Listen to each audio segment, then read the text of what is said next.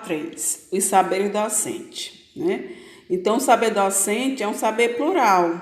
Por que é plural?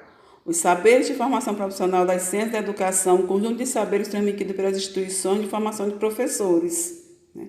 Então, os conhecimentos pedagógicos são importantes. Por isso que, ao cursar uma licenciatura, nós temos várias disciplinas num projeto político-pedagógico do curso, né? No PCC do curso. Então, vocês já viram disciplinas básicas, né? Disciplinas filosóficas, sociológicas, até projeto integrador, né, para trabalhar a questão da interdisciplinaridade entre as disciplinas. Então, tudo isso é pensado ao ser elaborado um projeto pedagógico, né? E no caso aí vão surgir quem? Os teóricos e os pesquisadores, que esses são o quê? Os produtores de saber. E os professores serão o quê? São os executores ou os técnicos. Os saberes disciplinares correspondem aos diversos campos do conhecimento, às disciplinas das universidades. Os saberes curriculares apresentam sob a forma de programas escolares, que são os objetivos, conteúdo, métodos que os professores devem aprender a aplicar, né? A questão do planejamento, da didática. Os saberes experienciais, os professores no exercício de suas funções, na sua prática de sua profissão, desenvolvem saberes específicos baseados no seu trabalho cotidiano e no conhecimento de seu meio, né? Então, você mesmo vai se desenvolvendo profissionalmente através das suas experiências em sala de aula, das suas vivências pessoais. Então, cada professor trabalha de um jeito, aprende de jeito, ensina de um jeito. Cada um tem uma maneira própria, né? E por que ele foi? Porque ele foi pegando esses vários saberes, né? Foi juntando todos esses saberes e aí surge um professor diferente do outro. O professor ideal é alguém que deve conhecer sua matéria, sua disciplina e seu programa, além de possuir certos conhecimentos relativos às ciências da educação e à pedagogia, e desenvolver um saber prático baseado em sua experiência cotidiana com os alunos, né? Então, veja aí como é importante, né, o professor deter, saber tudo isso.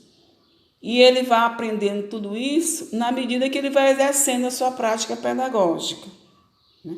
Por isso que é importante, né, vocês da licenciatura em física, não queiram estudar só as disciplinas específicas de física, como mecânica.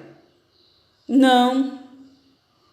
É importante vocês também se dedicarem às outras disciplinas, porque elas servirão de base, de embasamento teórico para a sua docência, para o exercício da docência. Relação dos professores com seus próprios saberes. Os professores ocupam uma posição estratégica, porém socialmente desvalorizada, entre os diferentes grupos que atuam, de uma maneira ou de outra, no campo dos saberes. A função docente se define em relação aos saberes, mas parece incapaz de definir um saber produzido ou controlado pelos que a exercem. O corpo docente não é responsável pela definição nem pela seleção dos saberes que a escola e a universidade transmitem. O docente diante de seus saberes, a certeza da prática e a importância crítica da experiência. Os saberes práticos ou experienciais originam-se da prática cotidiana da profissão e são validados por ela. O conjunto de saberes atualizados, adquiridos e necessários no âmbito da prática docente e que não provém das instituições de formação nem dos currículos. Os docentes raramente atuam sozinhos. Eles se encontram em interação com outras pessoas e começa pelos alunos, né? Então, você aprende com os outros. Você aprende convivendo com os outros. E esses saberes devem ser atualizados, né?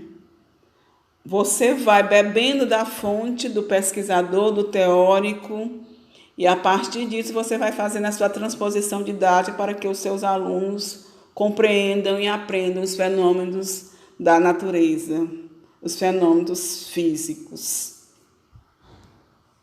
Objetos dos saberes experienciais.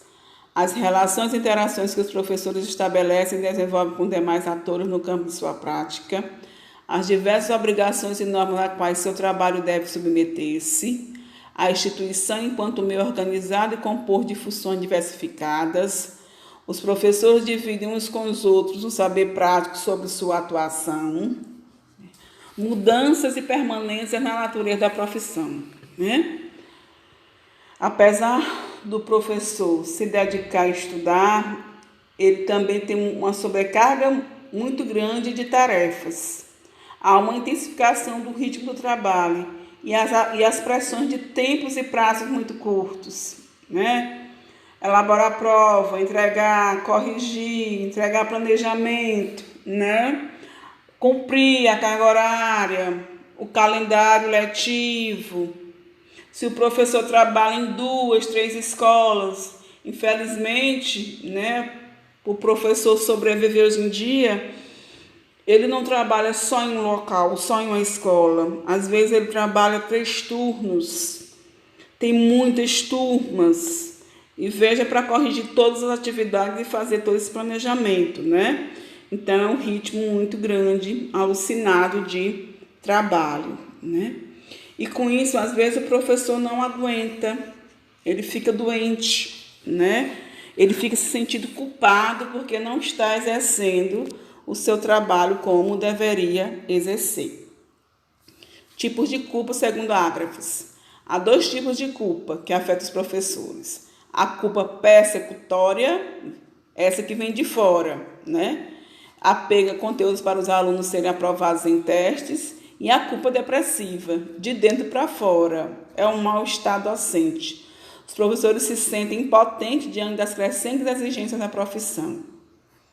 Então, tem muitos casos de colegas, né, que ficam ansiosos, depressivos, desanimados, desmotivados por causa da demanda de trabalho. Então, vamos ter também muito cuidado com a nossa saúde mental.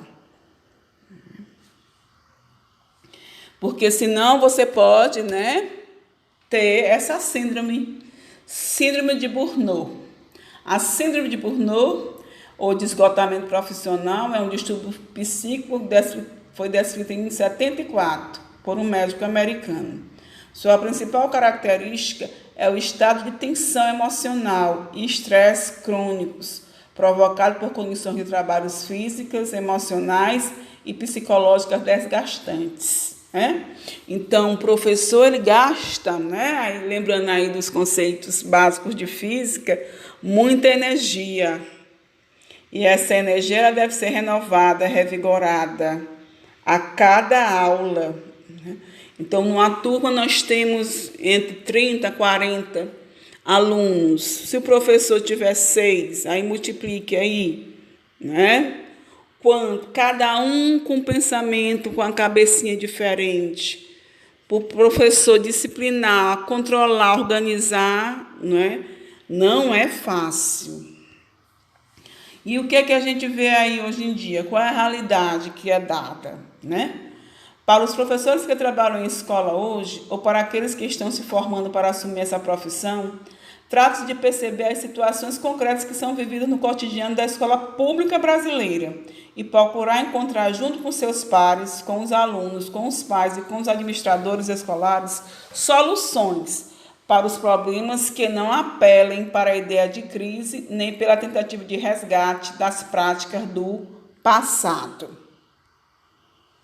Hoje em dia, o professor tem que ter atitudes adequadas, que são então traduzidas por competência. Por exemplo, tem que ser capaz de trabalhar em equipe, de estar motivado e de ser responsável, né? Aí, falando em competência, a gente lembra de Perrenot, que ele disse que competência é a capacidade de o sujeito mobilizar recursos visando a abordar e resolver uma situação complexa.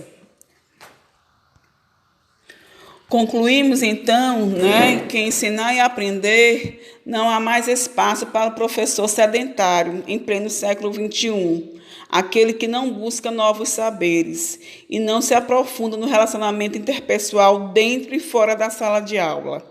É necessária uma nova postura. O professor precisa estar em constante movimento e formação, evoluindo nos seus saberes e buscando novas formas de dar aula, criando espaço para ações conjuntas entre ele e seus alunos, objetivando assim desenvolver a motivação, o interesse e a participação na busca do aprendizado colaborativo. Então, muito obrigada pela atenção, foi um prazer conhecer com vocês, aprender com vocês, ministrar essa disciplina, profissionalização docente, né? Aguarde aí a nossa avaliação, a socialização da nossa avaliação, nossa atividade de campo presencial, não é?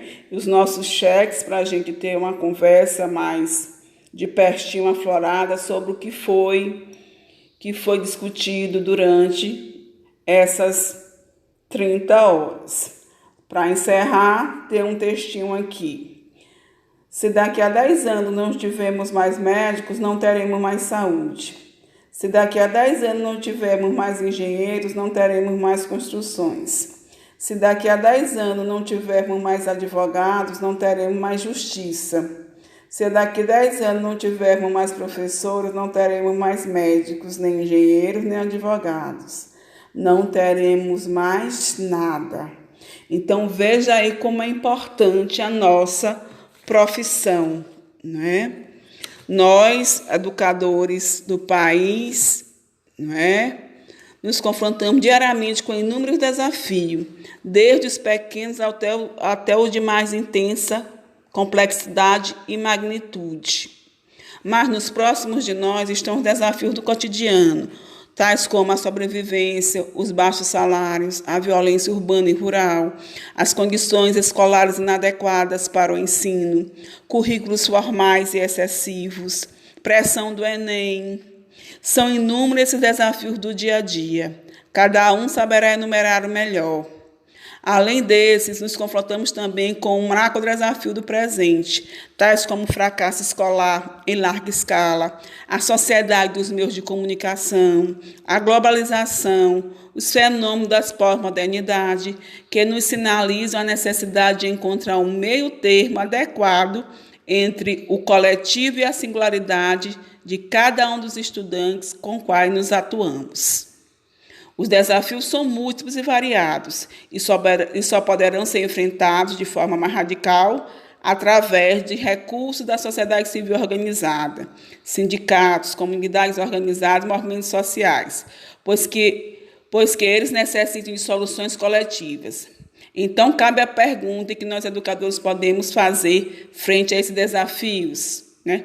Participando ativamente disso, né? Lutando e resistindo para uma educação pública de boa qualidade para todos. Para maior aprofundar seus conhecimentos, tem a entrevista com o professor Antônio Nova no YouTube e um textozinho do Braulio Valera, né? Síndrome de Burnout, que fala sobre esgotamento profissional. As referências da nossa aula 3 foram esse livro aí. Professor Cordeiro, professora Noni Perrenold, né? A plástica reflexiva do ofício do professor. Então, foi um prazer estar com vocês. Continue o curso firme e forte, continue na profissão, né? Que apesar dos pesares, é a melhor profissão do mundo. Beijo e um abraço. Tchau.